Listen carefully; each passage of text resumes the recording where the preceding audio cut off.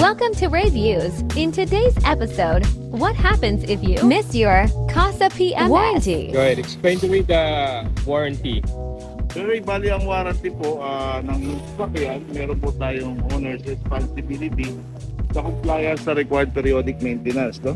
Sa page 7 ng yung booklet, you are also required to regular and recommended PMS as compliance to the vehicle warranty to ensure trouble-free usage of the vehicle.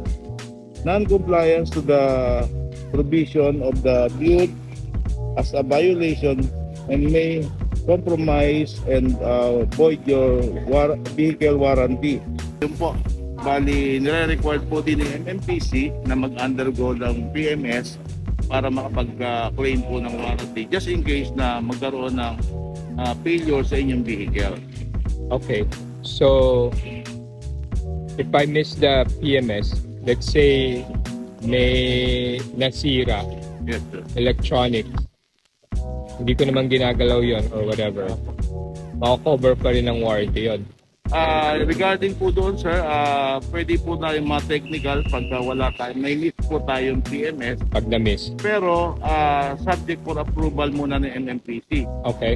So yung sasakyan nyo is wala pang 3 years or 100,000 kilometer. Pag may complain kayo or claim kayo ng warranty, ipaprocess pa rin po namin. Hindi po namin i-judge siya na hindi na po covered ng warranty. Okay. Ang process po doon, gagawa po namin ng quality report. Right. Isasubmit po namin sa MMPC. Yun po yung planta. And then, aantay po namin yung sagot nila, yung approval or disapproval letter nila regarding the claim. And I will explain to the customer kung ano ba yung grounds bakit hindi siya na-approve o Right.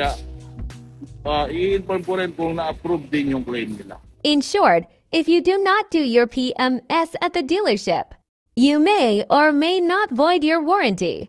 Just proceed and file your claim and wait for the results. Like and subscribe.